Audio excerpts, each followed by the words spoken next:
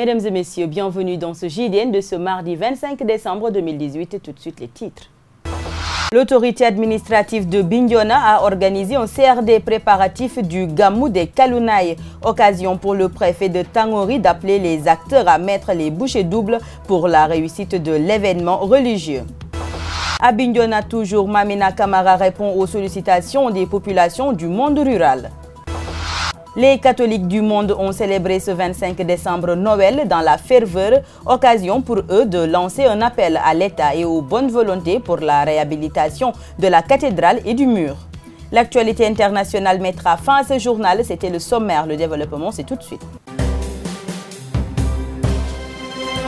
Bienvenue à tous et direction Bignona. Un comité local de développement a été convoqué lundi par le sous-préfet de Tangori pour préparer le Gamou général des Kalounaï prévu dans la nuit du 25 au 16 février 2019. L'autorité a invité les acteurs concernés ainsi que les services déconcentrés compte tenu de la particularité de la période à laquelle l'événement se tiendra. À s'y prendre très tôt pour éviter tout manquement. Nous l'écoutons au micro de Lamine Badiane, notre correspondant à Bignona.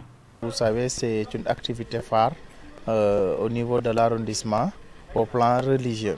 C'est ce qui a justifié donc la convocation de cette réunion, afin que nous puissions prendre les devants et se préparer en conséquence. La décision principale qui a été donc prise était que l'on puisse s'y prendre à temps, parce que vous savez, c'est en pleine, la date est prévue en pleine campagne électorale, donc à quelques encablures donc de la date de la tenue de l'élection présidentielle prévue le 24 février. Donc ça sera à une dizaine de jours. Et pour cela, nous avions estimé qu'il était nécessaire que nous puissions prendre les devants pour pouvoir disposer de suffisamment de temps pour bien préparer cette activité qui ordinairement nous prend beaucoup de temps, cumulé aussi donc au temps qui doit être exclusivement consacré à l'élection, donc à l'organisation de l'élection au niveau de l'arrondissement, qui est de mon ressort. Donc vous comprendrez aisément qu'il faudrait naturellement se préparer et suffisamment se donner les moyens, surtout se donner du temps pour pouvoir peut-être réussir les deux activités essentielles que sont donc le Gamou général des Kalounaï et donc l'élection du président de la République. Dans le cadre de sa tournée à l'intérieur du département, le président du conseil départemental de Bignona s'est rendu dans le village de Souda. Mamina Camara n'y est pas allée les mains vides dans ses bagages du matériel pour les femmes, les enfants, les jeunes et les personnes âgées, une manière pour lui d'impulser le gouvernement à la base. Je suis venu dans le cadre de mes tournées au niveau du département pour s'enquérir de la situation, rendre visite aux populations, écouter, comprendre les difficultés. J'étais là l'année passée, ils m'ont exprimé le besoin d'appui en zinc, mais surtout pour le poste de santé. Et nous avons pensé leur apporter un plus, c'est doter d'un équipement sportif pour la jeunesse, mais surtout accompagné dans le cadre de la couverture maladie universelle. Nous allons bientôt lancer effectivement notre participation pour la CMU, mais nous avons apporté aujourd'hui des moustiquaires imprégnés de très bonne qualité, parce que nous avons appris que le palu fait des ravages ici, surtout pour les femmes en état de grossesse et pour les enfants et pour les vieilles personnes. Et nous allons accompagner en ciment, en zinc, pour la construction du poste de santé de Bouyal. Et ce n'est pas une promesse, c'est une réalité. Nous avons déjà pris des engagements. Mais ici, nous allons aussi accompagner les jeunes avec le maire qui a décidé d'offrir aussi des zincs pour couvrir la maison des jeunes, pour faire plaisir aux jeunes. Pour l'accès au crédit, les femmes, elles ont le récépissé et le dépôt a été fait. Et nous allons suivre pour que notre prochain voyage ici, que les femmes puissent avoir accès au crédit. La date du 25 décembre a été principalement choisie pour fêter Noël. Le but était de la substituer aux fêtes païennes qui étaient d'usage à l'époque, comme la fête de la renaissance du soleil invaincu. Retour sur le sens de Noël dans ce récit. Noël est une fête d'origine romaine célébrée chaque année, majoritairement dans la nuit du 24 au 25 décembre, ainsi que le 25 toute la journée. En tant que fête chrétienne, elle commémore la naissance de Jésus de Nazareth, avant la christianisation de l'Occident. La date du 25 décembre a été fixée comme grande fête du soleil invaincu par l'empereur romain Aurélien, qui choisit ainsi comme date le lendemain de la fin des Saturnales, mais qui correspond aussi au jour de naissance de la divinité solaire Mithra. La célébration de Noël en tant que jour de naissance de Jésus de Nazareth a conduit à la christianisation progressive de ce Noël païen. La première mention d'une célébration chrétienne à la date du 25 décembre a lieu à Rome en 336. Le christianisme s'ajoute ainsi à la liste des religions pendant un culte à Noël. Aujourd'hui, la fête de Noël s'est fortement sécularisée et n'est plus nécessairement célébrée comme une fête religieuse. Le jour de Noël est férié dans de nombreux pays, ce qui permet le regroupement familial autour d'un repas festif et l'échange de cadeaux.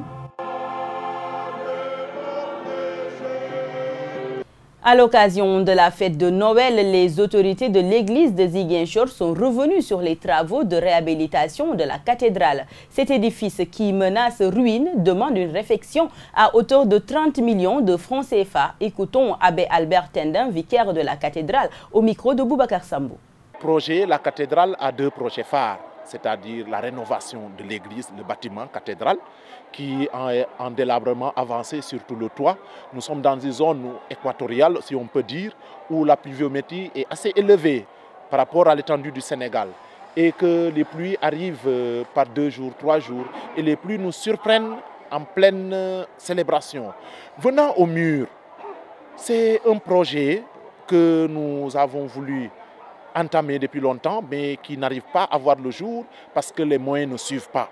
Il a fallu que le mur chute à l'endroit où personne ne le souhaite, c'est-à-dire face au rond-point, de manière très visible de la population, pour que ce projet s'avance, c'est-à-dire germe. Donc depuis plusieurs années, nous pensons à rénover cette clôture, à sécuriser un peu notre bâtiment cathédral, notre lieu de culte. Mais on y arrive à pas de caméléon. Parce que depuis l'année dernière, si je m'en souviens, depuis le départ de la collecte des fonds, nous sommes à 2 millions. Alors que le coût de la construction du mur, de la rénovation du mur est à hauteur de 34 millions. Je me disais un jour à une célébration, si à 2 ans on est à 2 millions, combien faut-il? Il nous faut 30 ans pour combler ce mur. L'autre pan qui vient de voir le jour a le temps de vieillir et de rechuter. Donc on ne finira jamais de faire cette clôture si nos autorités ne nous aident pas, si nos autorités restent amorphes ou bien insensibles, si on peut le dire, à l'appel, ou bien c'est nous qui n'avons pas encore fait l'appel qu'il faut. Mais je crois qu'ils interviendront et ils nous écouteront, ils nous soutiendront pour que nous puissions vivre notre foi dans la sérénité et la sécurité. Ce projet, je pense que notre cher évêque en a fait son affaire. Et je crois que aussi l'État en a fait son affaire. Les paroissiens aussi en ont fait leur souci. Parce que rester dans une cathédrale au risque de s'écrouler, je pense qu'en priant, on n'est pas dans la quiétude. On ne se concentre pas assez parce qu'on est dans un bâtiment qui, 1 ou 2 jours, risque de s'écrouler sur nous. Voilà pourquoi je pense que c'est une urgence. C'est une urgence de rénover notre cathédrale. C'est une urgence de mettre la main, de mettre ce bâtiment en chantier. Un appel qui n'est pas arrivé dans l'oreille d'un sourd, car les représentants de l'État dans la région ont apporté des réponses à cette interpellation de l'Église. Pour l'adjoint au gouverneur de Ziguinchor, le ministre en charge des édifices religieux a été saisi sur cette cathédrale placée patrimoine historique de l'UNESCO. Nous l'écoutons au micro de Boubacar Sambou. La réhabilitation du mur, qui quand même, nous sommes mis au courant, d'abord de la déliquescence de l'ouvrage, qui, comme vous le savez, est classé patrimoine historique de l'UNESCO. Donc, en se saisissant de la question, effectivement, on en a saisi qui de droit, en l'occurrence les ministres en charge de la culture, puisque comme c'est une œuvre classée, il n'y a que ces services, ou en tout cas l'Église, qui puisse apporter des modifications.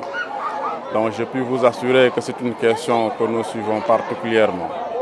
Alors, comme l'a dit le curé, Je voudrais, en l'appuyant également, lancer un appel à l'endroit des fidèles catholiques pour que chacun puisse, en tout cas du peu dont il dispose, puisse quand même faire un acte, un geste pour qu'on puisse parvenir à la reconstruction de ce mur.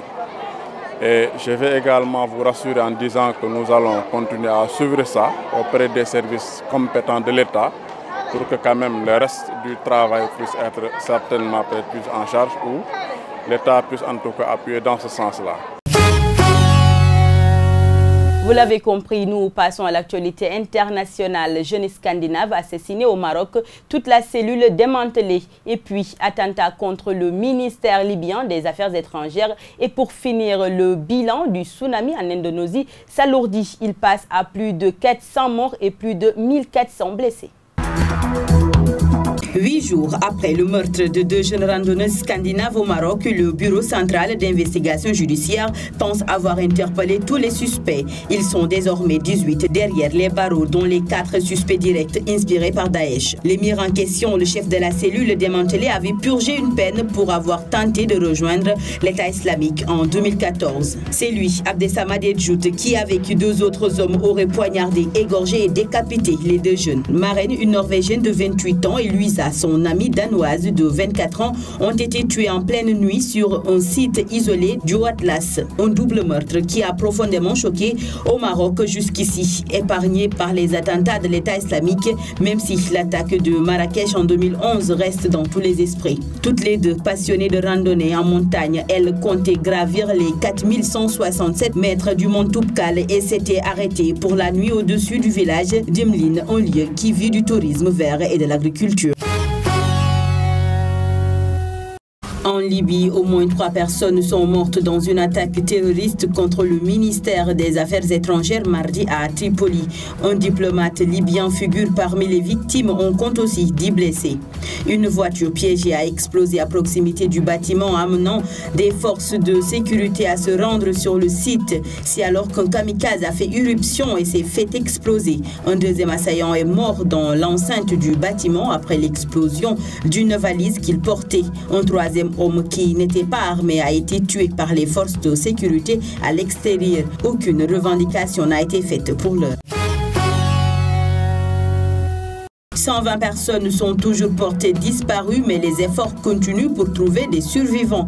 Nous menons des opérations de sauvetage avec l'aide de l'armée, de la police et de membres de la société civile. Nous recherchons des survivants potentiels entre les décombres et les débris. Les débris n'ont pas bougé depuis le tsunami. Nous n'avons pas encore utilisé de tracteurs pour déblayer, a informé un membre de la police nationale indonésienne. Beaucoup continuent de chercher leurs proches dans les hôpitaux. D'après les scientifiques, l'effondrement partiel du volcan Anak Krakatau après son éruption a provoqué un glissement de terrain sous-marin, ce qui a déclenché le tsunami.